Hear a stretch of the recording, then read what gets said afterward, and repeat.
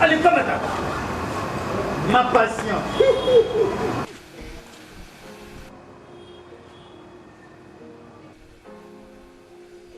Vile loin. Moudi. Yo sakananga? Nanini. Yo kamatanga bolole? Oh. Yo silisaki musala na yo lokola cadre. Et comme on a ta pension, oye la nga enveloppe lokola huissier? Naninga kuna buak sangna sundula bango kuna. Au buak sango?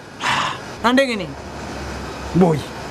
Yo, est-ce que oye baka montant cotisation nini patron na yo azako chelo na CNSA? Bon, a déclaré on a grade ni. Ngene yep. Hey.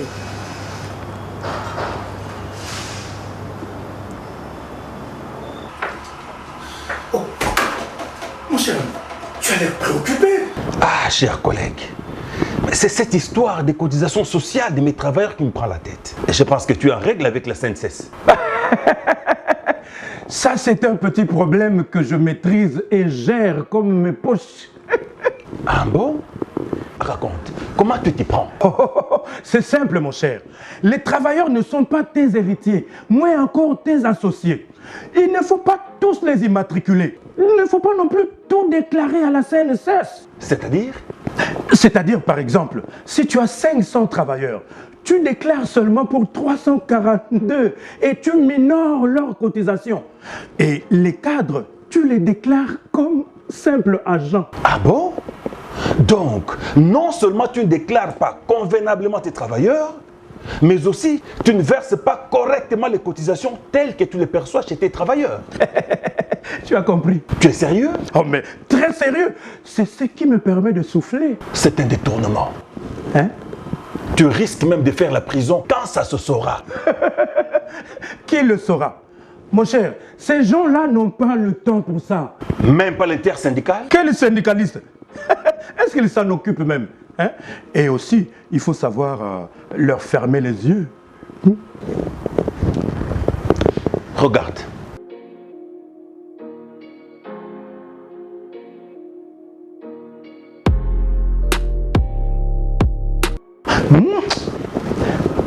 Simple intimidation. Mon ami, autre temps, autre mœurs. La CNSS bénéficie désormais de l'appui de certains services de l'État tels que l'IGF et les parquets, qui ont le pouvoir de constater et de réprimer les infractions conformément aux dispositions pertinentes des articles 128 et suivants de la loi numéro 16/009 du 15 juillet 2016, fixant les règles relatives au régime général de sécurité sociale. Avec tes mauvaises pratiques, tu risques d'être sanctionné en payant de fortes amendes et pénalités pour détournement, entre autres. Tu es sérieux? Très sérieux. Il faut arrêter avec ces pratiques criminelles qui ne permettent pas aux travailleurs de jouir de leurs allocations familiales et de bénéficier d'autres prestations adéquates au moment de leur retraite. Merci, mon cher. Ah ouais, IGF a côté ma camboyo, n'a parqué. Pardon. Je dois tout régulariser. Tu as intérêt. Merci, hein, merci. Pas trop Zandoki. Moudi, pas trop Bomingaï. Ezaka ka patron na bino te. Na ba syndicaliste na bino. Po bango ni baza sansa kolanda la vie ya basali. Mais baza complice. Et c'est ngel to dénoncer bango ba kende bolo. Bakende Moudi, bakende. Bon, bah franc. Chers employeurs assujettis de la CNSS, régularisez votre situation auprès des centres de gestion de vos ressorts.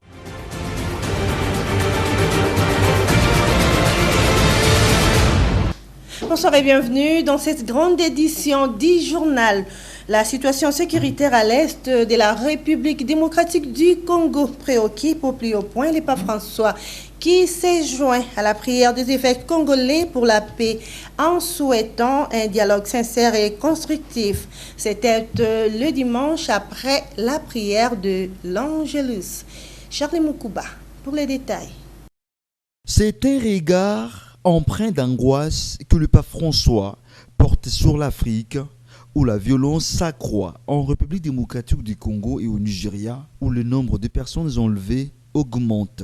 À la fin de l'Angélus, le Saint-Père a évoqué les deux pays lançant des appels au dialogue et à la paix. Je cite. « Je suis avec inquiétude l'augmentation de la violence dans l'Est de la République démocratique du Congo. Je me joins à l'appel des évêques à prier pour la paix en espérant la fin des affrontements et à la recherche d'un dialogue sincère et constructif. La République démocratique du Congo est le théâtre d'intenses combats entre l'armée congolaise et le groupe armé du M23 soutenu par le Rwanda.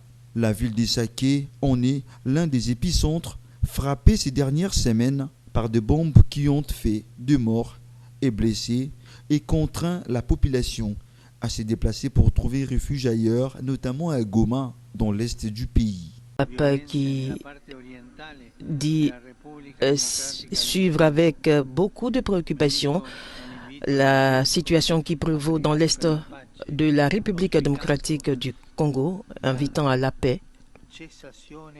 Il invite à la fin de cette guerre et appelle à la recherche du dialogue.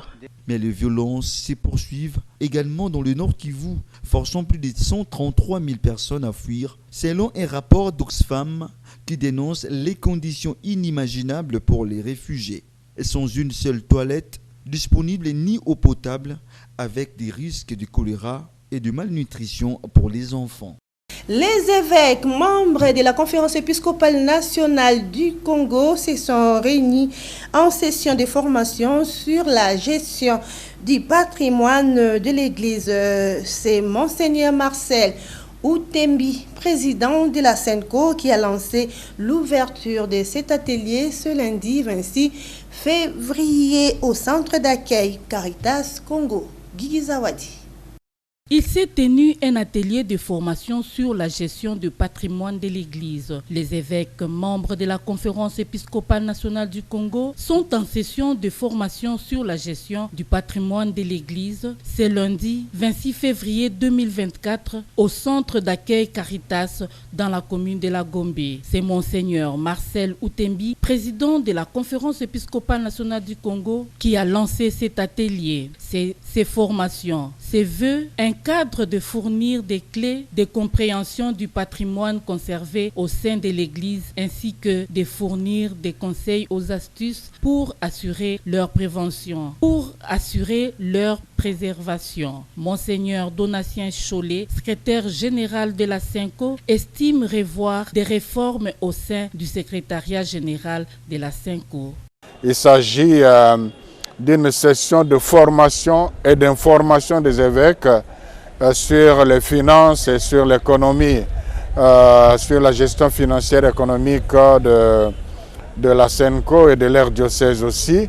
Au niveau de la SENCO, on espère qu'à l'issue de cet atelier, on pourrait avoir une nouvelle structure, un secrétariat épiscopal chargé des affaires économiques, ou même un conseil économique qui pourra accompagner les évêques dans les structures centrales de l'Église, dans la gestion du patrimoine de la SENCO. Ce n'est pas une habitude de voir ces princes de l'Église en formation, comme estime une opinion au sein des fidèles. Monseigneur le président de la SENCO remonte l'organisation des formations des évêques aux années 1977 dans le cadre de la formation permanente. Il souligne l'urgence de la tenue de celle-ci en cette année 2024.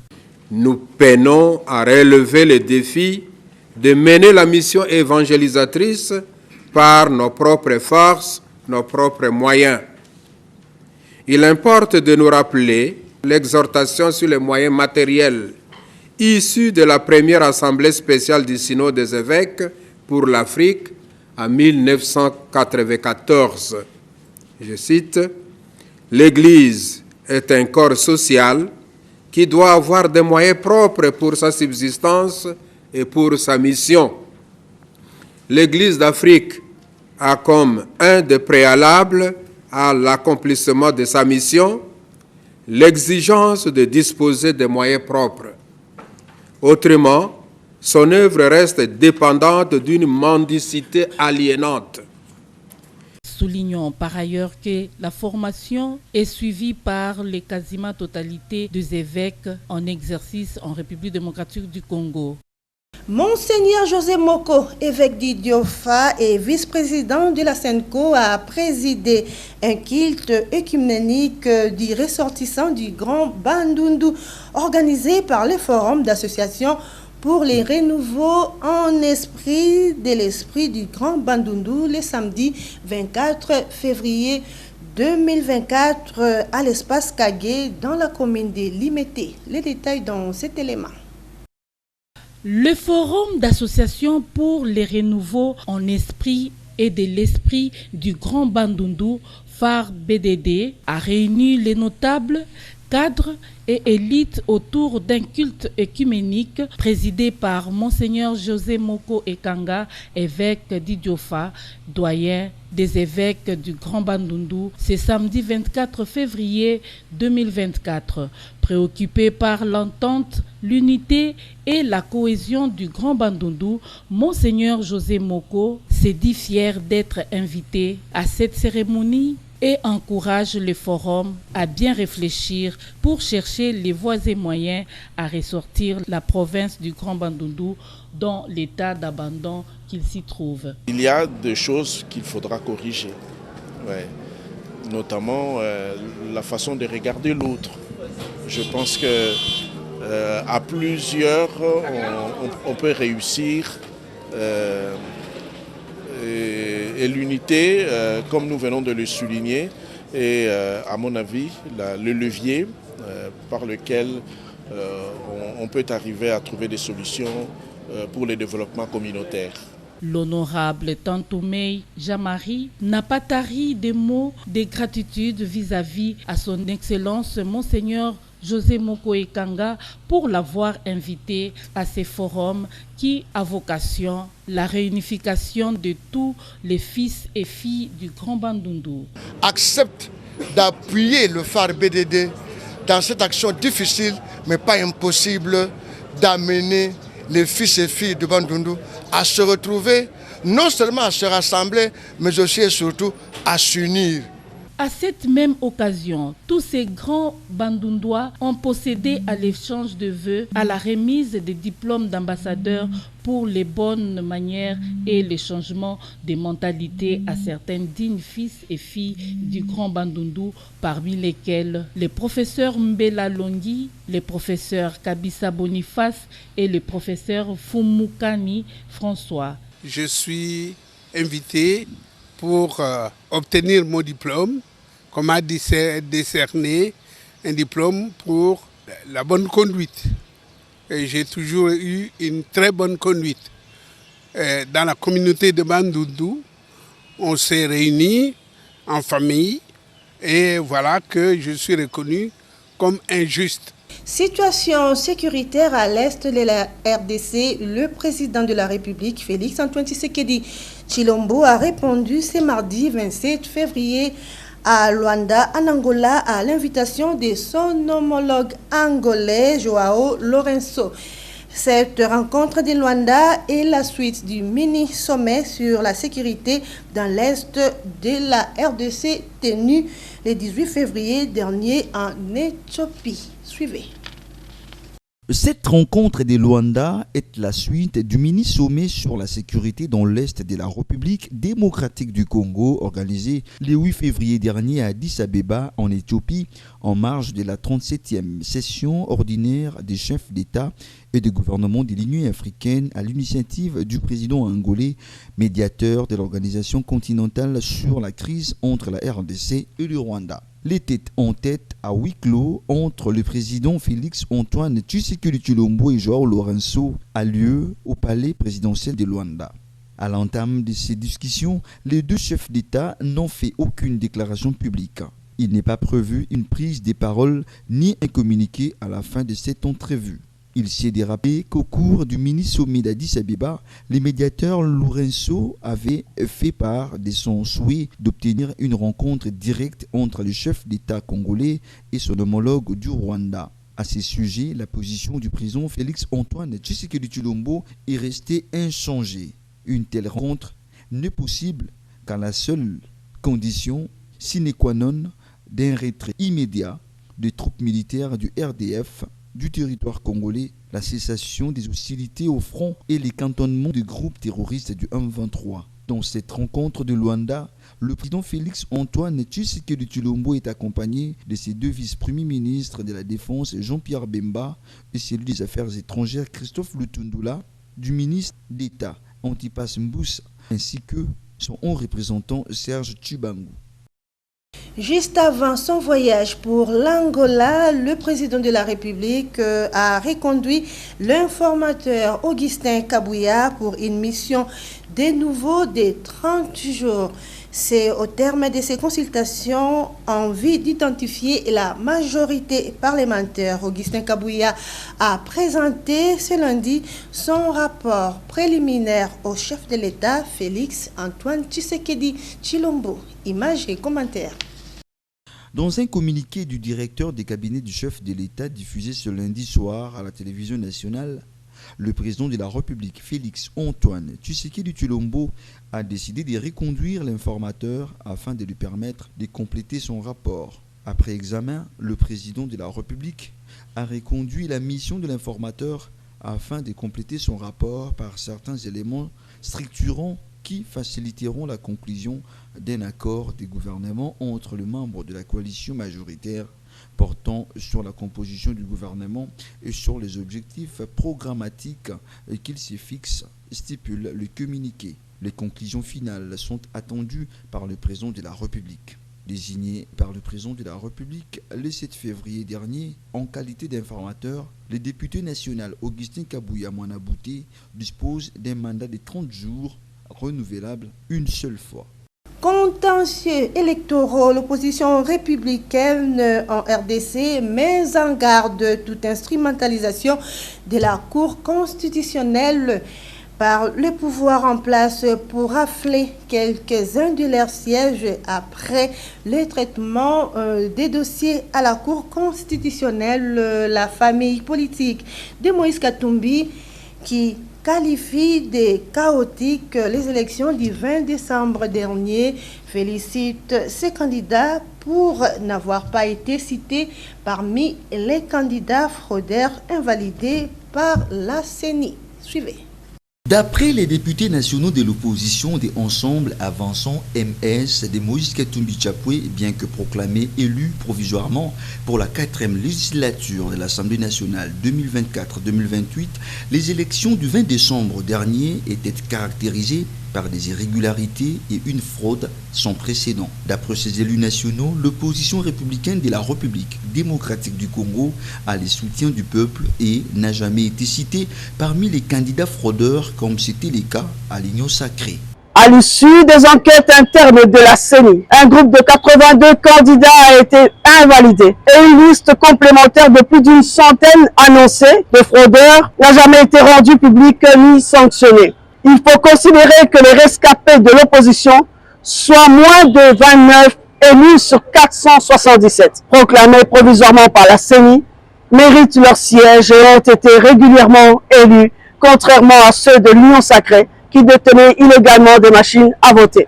Cependant, cette frange de l'opposition de la RDC s'étonne de l'acharnement de l'Union sacrée à son égard, alors que minoritaire à l'Assemblée nationale. Ces derniers mettent en garde contre toute manœuvre qui se tiendrait à la Cour constitutionnelle où se traitent les contentieux électoraux dans l'optique de récupérer indûment certains de leurs sièges difficilement acquis. Force est de constater à ce jour que l'Union sacrée, qui détient plus de 95% des députés à l'Assemblée nationale, s'acharne sur la vingtaine d'élus d'Ensemble et d'Avançons MS dans des procès à la Cour constitutionnelle pour récupérer indûment les sièges que nous avons difficilement acquis. Nous en appelons au président de la République, magistrat suprême et au juge de la Cour constitutionnelle à un dernier sursaut patriotique pour sauver ce qui reste des acquis de la démocratie de l'Assemblée nationale. D'après l'opposition, les arrêts attendus de la Cour constitutionnelle statuant sous pression risquent de consacrer les retours en force du parti-État avec une Assemblée nationale monocolore et instituer ainsi des faits d'une démocratie pluraliste et rassure la population sur leur détermination à demeurer les sentinelles de la République pour dénoncer la mauvaise gouvernance et la violation des libertés qui tendent à régner sans embâche en RDC. Et pour la situation sécuritaire à l'est de la RDC, les partis politiques Ensemble pour la République de Moïse Katumbi et ses alliés soutiennent les FARDC et condamnent l'agression de la RDC par les Rwandais à travers les forces négatives.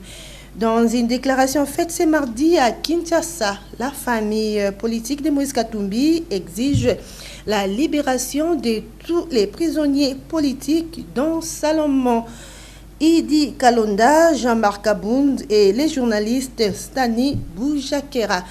Suivez la députée nationale Princesse Dominique Mounongo dans ses propos recueillis par Charlie Moukouba et Junior Mokonjo. Que nous en appelons à la libération des prisonniers politiques.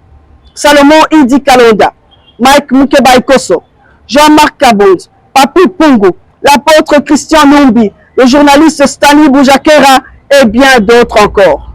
Nous exigeons l'arrêt des poursuites et arrestations politiquement orientées en vue de museler l'opposition et instaurer un régime de terreur. La liberté doit demeurer la règle et l'arrestation l'exception. Enfin, nous saisissons cette occasion pour soutenir nos populations meurtries du Nord Kivu et de l'Ituri.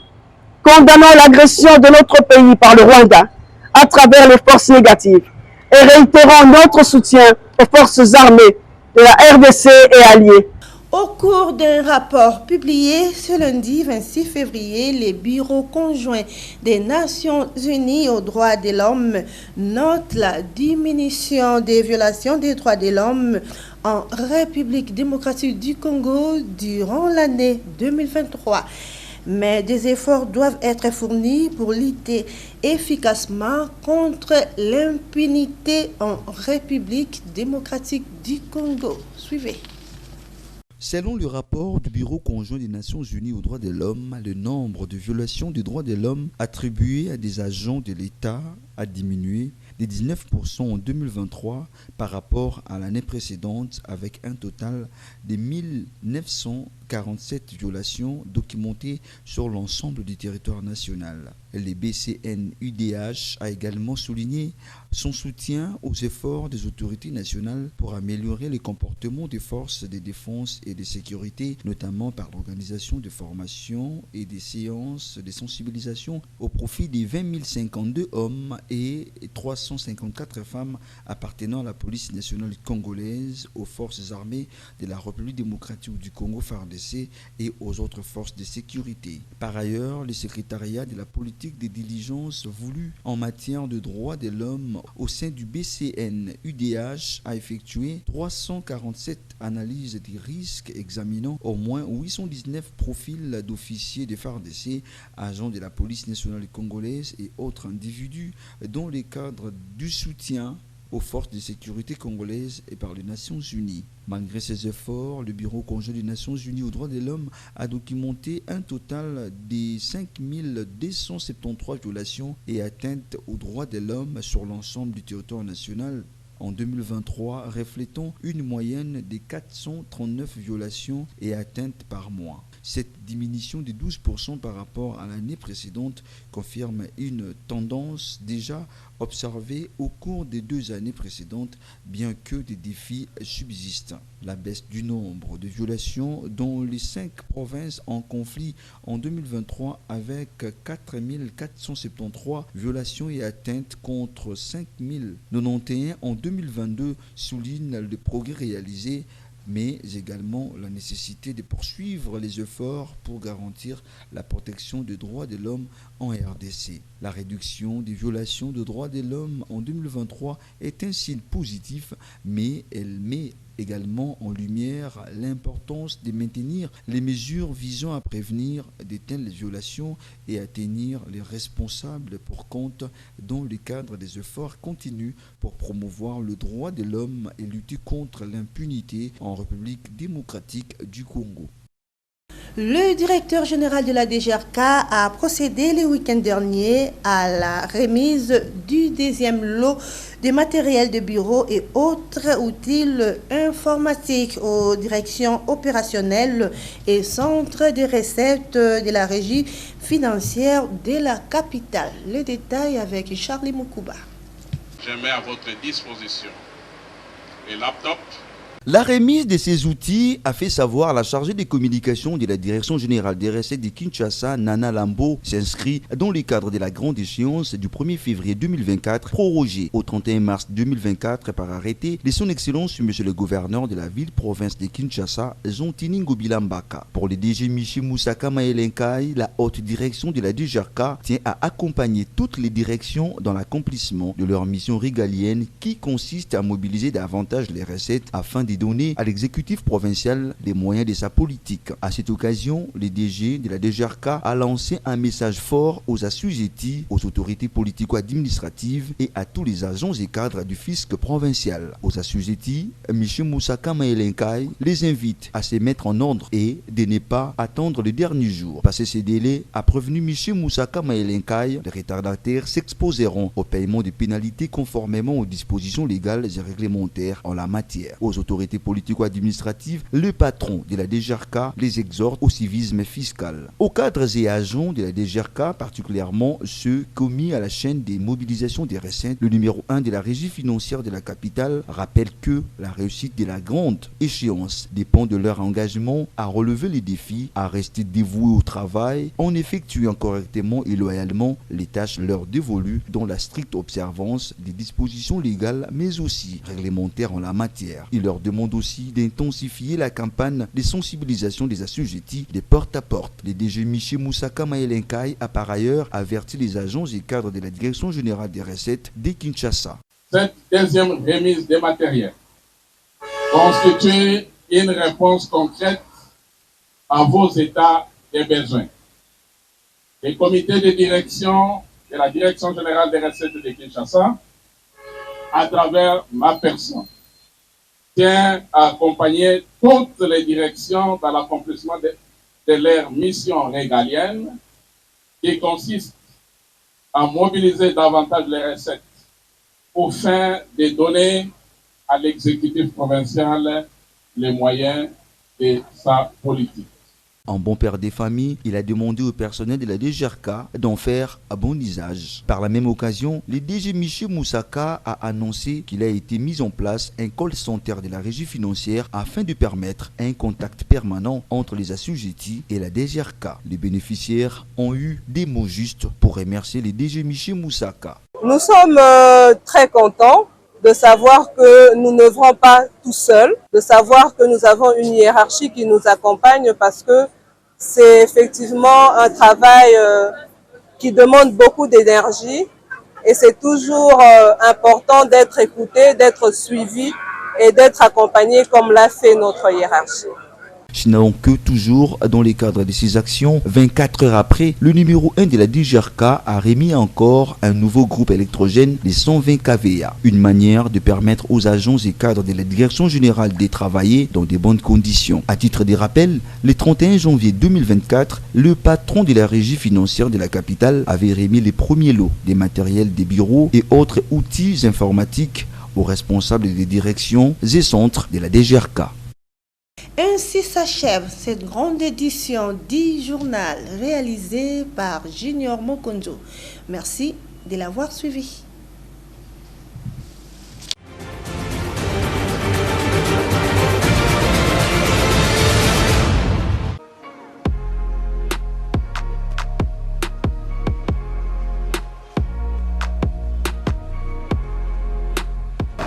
Allez, pas madame.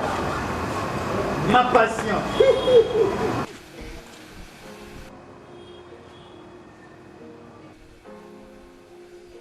Vile loin. Mbudi. Yo sakananga. Na nini? Yo kamata anga bolole. Oh. Yo silisaki musala na yo lokola cadre. Et comme on a ta pension, oyela nga enveloppe lokola huissier. Na ninga kuna buak sangna sundula bango kuna. O buak sango. Andenge ni. Boy. Yo. Est-ce que oyebaka montant cotisation nini patron na yo azako chelo na CNSS. Bon, a déclaré on a grade ni. Ngone yep. Hey.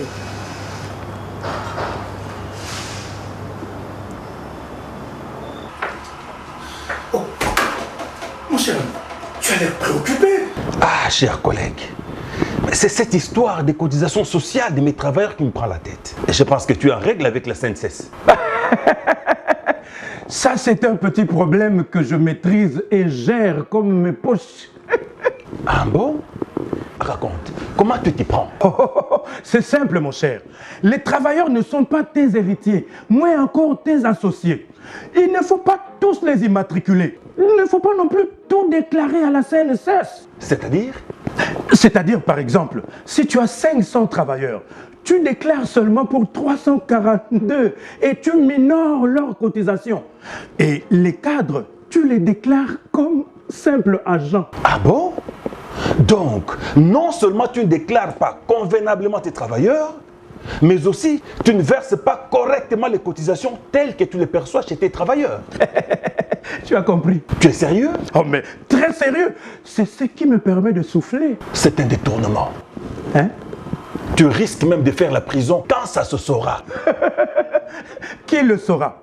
Mon cher, ces gens-là n'ont pas le temps pour ça. Même pas l'intersyndical? Quel syndicaliste? Est-ce qu'ils s'en occupent même? Hein? Et aussi, il faut savoir leur fermer les yeux. Regarde.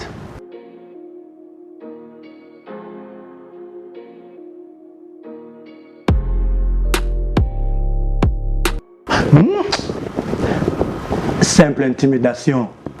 Mon ami, autre temps, autre mœurs. La CNSS bénéficie désormais de l'appui de certains services de l'État tels que l'IGF et les parquets, qui ont le pouvoir de constater et de réprimer les infractions conformément aux dispositions pertinentes des articles 128 et suivants de la loi numéro 16/009 du 15 juillet 2016, fixant les règles relatives au régime général de sécurité sociale. Avec tes mauvaises pratiques, tu risques d'être sanctionné en payant de fortes amendes et pénalités pour détournement, entre autres. Tu es sérieux? Très sérieux. Il faut arrêter avec ces pratiques criminelles qui ne permettent pas aux travailleurs de jouir de leurs allocations familiales et de bénéficier d'autres prestations adéquates au moment de leur retraite. Merci, mon cher. Ah ouais, IGF a côté ma camboyo, n'a parqué. Pardon. Je dois tout régulariser. Tu as intérêt. Merci, hein, merci. Patron Zandoki. Mbudi, patron Bomingai. Ezaka ka patron na binote. Na ba syndicaliste na bino. Po bangouni baza sansa kolande la vie ya basali. Mais baza complice. Et c'est ngel to dénoncer bango bakende bolo. Bakende Mbudi, bakende. Ba franc. Chers employeurs assujettis de la CNSS, régularisez votre situation auprès des centres de gestion de vos ressorts.